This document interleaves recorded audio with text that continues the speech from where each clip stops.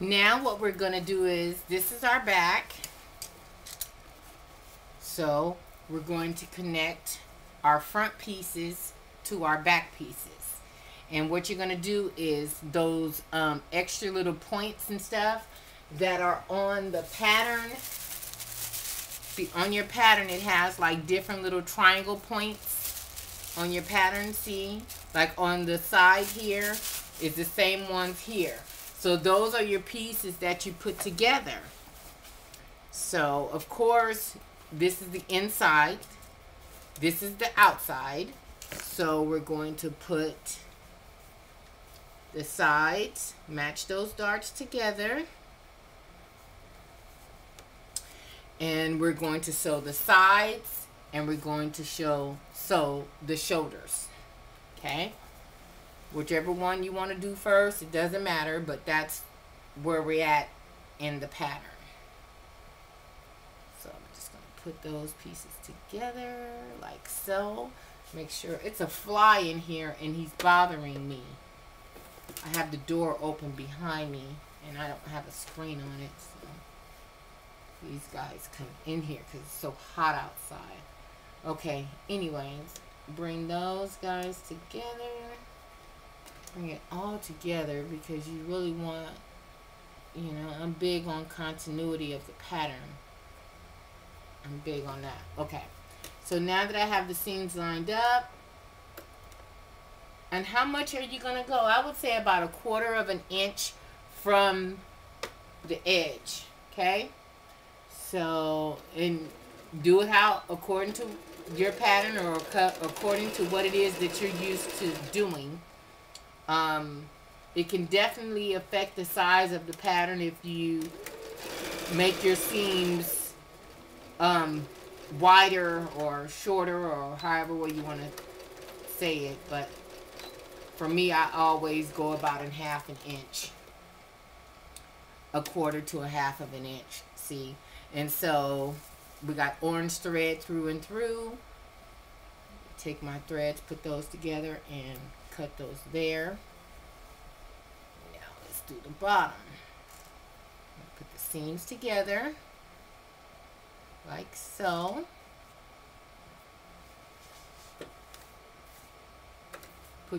Always put your strings behind like that.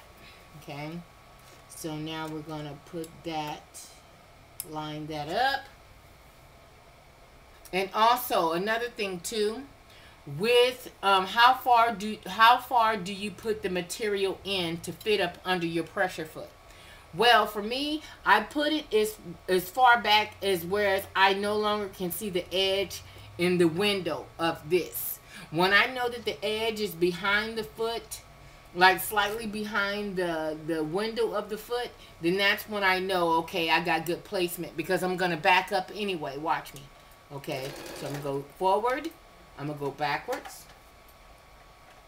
Wait a minute. What's going on with my pressure foot? Oh, it's on the cord. Okay, there we go. Okay, now I'm going to go backwards all the way to the edge, and then I'm going to go back forward. Okay? Keeping your seams together. Now, it's going to get close to the edge, back up, and go out. Okay? So then, therefore, you'll see that you have a back stitch. That back stitch keeps the material from coming loose. Okay? You can see that really good. You see the back stitch, and it's kind of perfect, kind of. I think that's just the Virgo in me. I gotta have perfect stitches, you know. And then there's times when I'll take something completely out if the stitch just isn't perfect for me. So, but you know, practice makes perfect. So after a while, you have your own way of doing things. This is just the way in which I'm teaching you guys how to do it. Whereas, you know, somebody walk up on you and they want to see your garment, you know, they're, you know, some people looking at your seams, some people are not, but, you know, some people are real, you know, cantankerous about certain things. And for me, you know, I like to have straight stitches. So, okay, so we're lining this back up, putting this back here. I can't see it in the back of the window anymore, so I know that I got good placement. I got about 1/4 to 1/2 inch of sewing seam.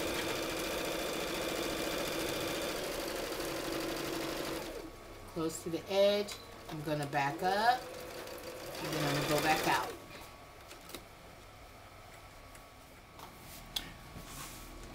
Okay, on this collar, we had to cut 4.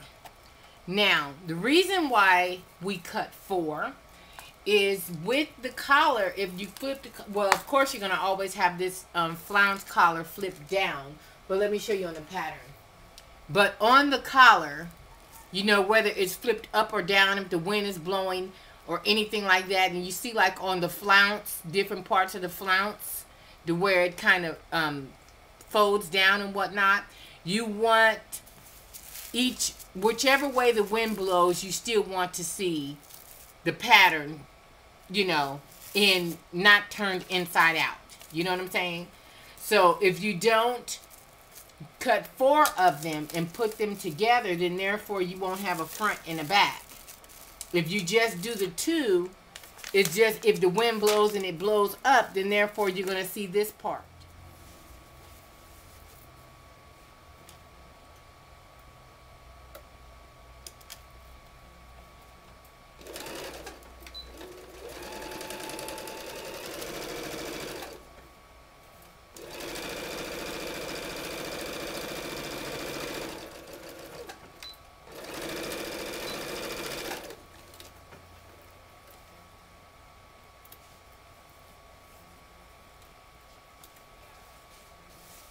Okay, so now the first thing we're going to do is we're going to open it up and we're going to press our seams open flat. And the reason why you want to open it up and press your seams flat is because it simply makes the garment look more polished. It makes it lay better. And what I mean by open it up is you open that up like so. I know I'm doing this on my massage table, and I have a cardboard mat, but I just been too lazy to pull it out. Isn't that something? Keep myself from burning up my table. No, that's crazy, but we're just gonna be careful. And if by chance I burn it, I am the one to blame because I definitely know better. Okay, so we got that one. And so to use as a buffer, we're going to put this one above this one so we're not just pressing just thin material right on top of it. I'm going to have to get my cardboard placement mat and put it on here to keep my table from getting messed up. Yeah, I really need to do that.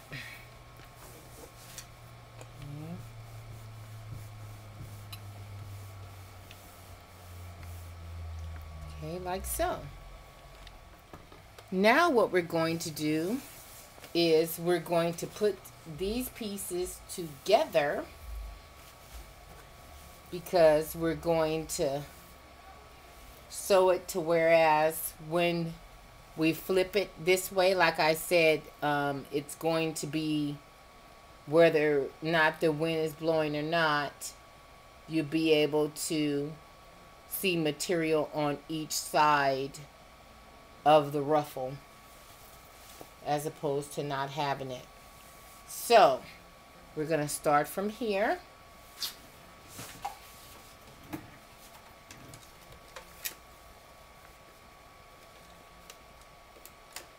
And we're going to take it all the way around.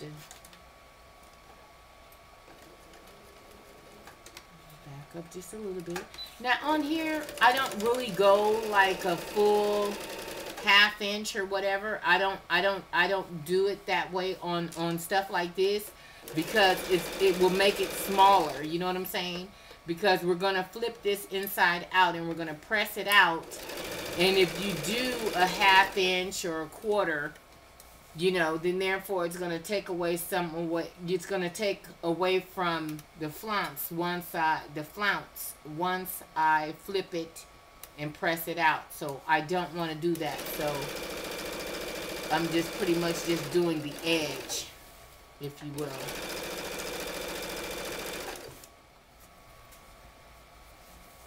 Now we're going to flip this around and turn it inside out and press it all out very pretty. You definitely want to take your fingers and go in there and really take those edges out really good and really pop that out very nicely with your fingers, whereas it's really popped out nicely. And then we're going to also press this out, so then therefore it will lay extremely flat and the shape would be in it very well.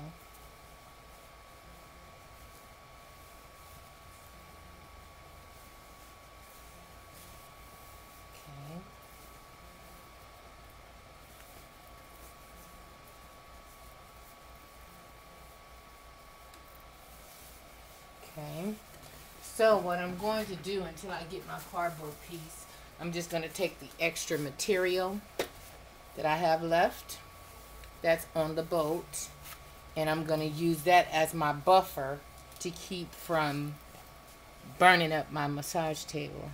We can't go out like that. Okay, so I'm going to take my fingers and really go in there and make sure I got the edges really good. Now I'm going to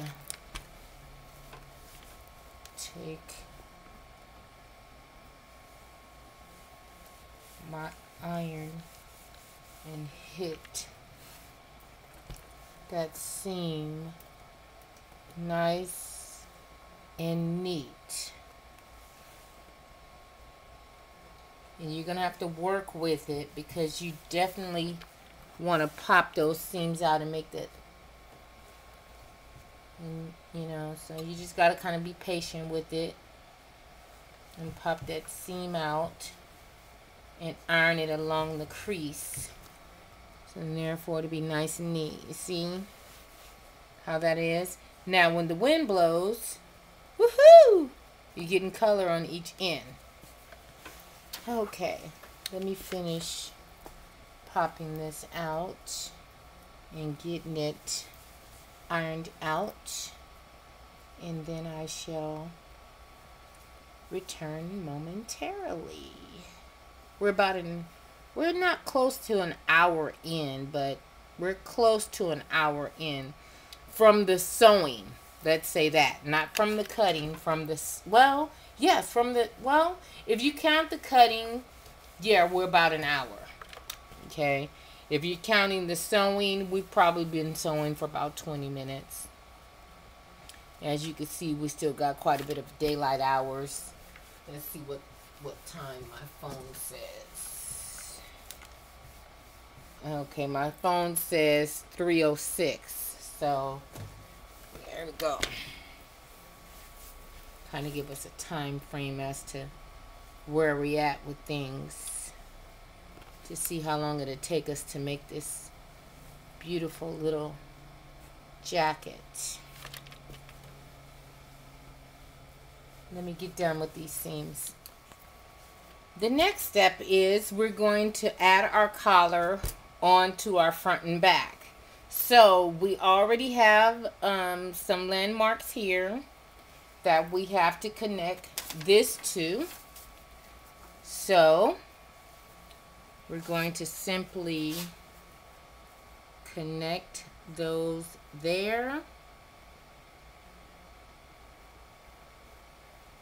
like so, and we're going to sew it all the way around. Okay.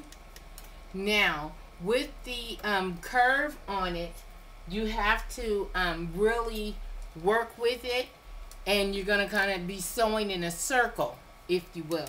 Okay, So I'm going to start that. We're going to back up a little bit.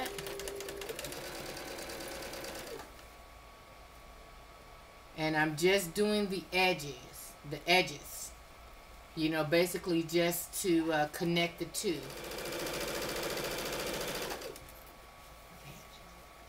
So you're definitely going to work that curve all the way around. Okay.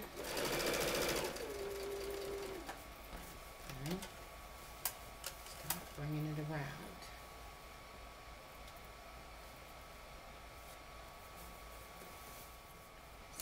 Line those stitches up. Make sure you grab from the bottom and make sure that it's not overlapping each other and not being straight from the bottom, you know.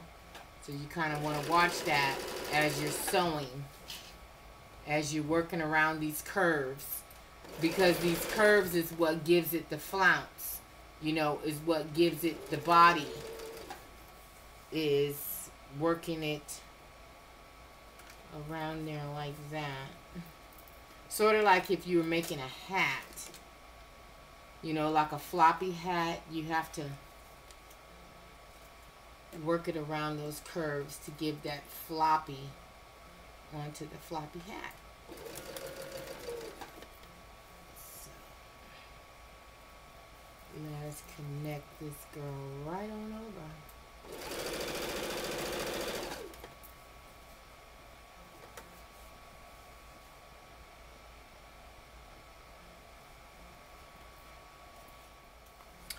Okay, I ran into a little bit of an issue, and while I remove these threads, I will tell you where the discrepancy went. Okay, first of all, this is a seam ripper. This is what you use when you have made a mistake. You are in error. And I have made a mistake. I am definitely in error. So I had to remove these seams. You want to do it gently because you don't want to rip up your material or anything. But once I get it out of here, I'm going to show you guys where I went all the way wrong. Almost. It's got like 2 left. Okay, there it goes. Okay, then you go through and kind of pick your excess threads out. Go through and just kind of pick those guys out. Okay, this is what I did. I followed the darts, and I should not have done that. What I should have did is what I'm doing now, and this is the seamstress part of me, because otherwise, just following the pattern, you know, the pattern can sometimes throw you off a little bit, and sometimes there could be an error, just like I just ran across. So what we're going to do is we're going to old school this thing. We're going to put this on here, center it, and pin it down. And once we do that, these darts are not going to match up. Okay? So let's get this to whereas, let's see. Whereas we're gonna, let me move this.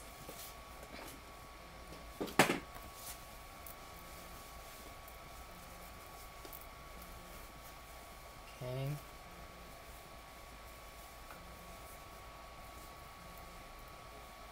So let's start by putting the back together with the center of the back. So let's take this off. Let's find the center back, which is here. Okay. Then what we're going to do is we're going to take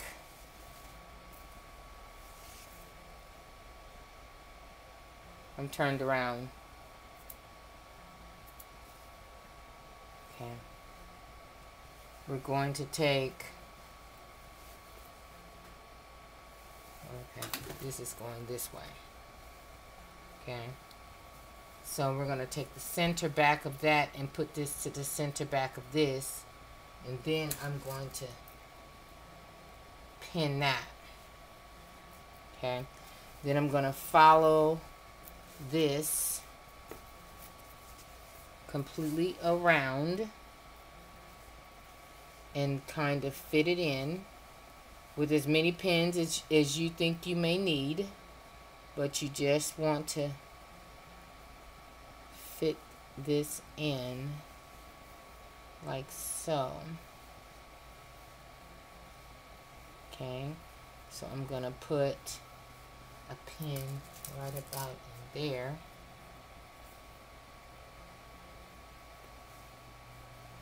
Okay, I'm going to come around, put another one about right there.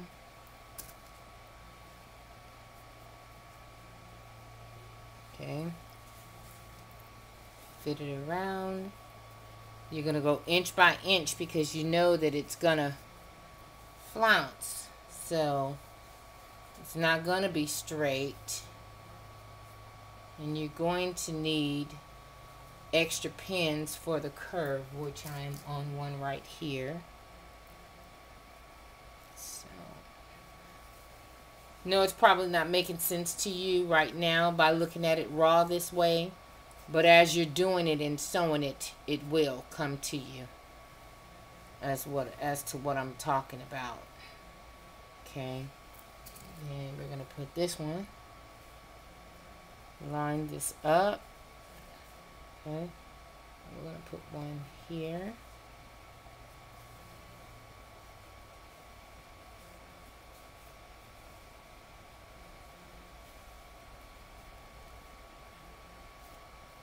There's a curve.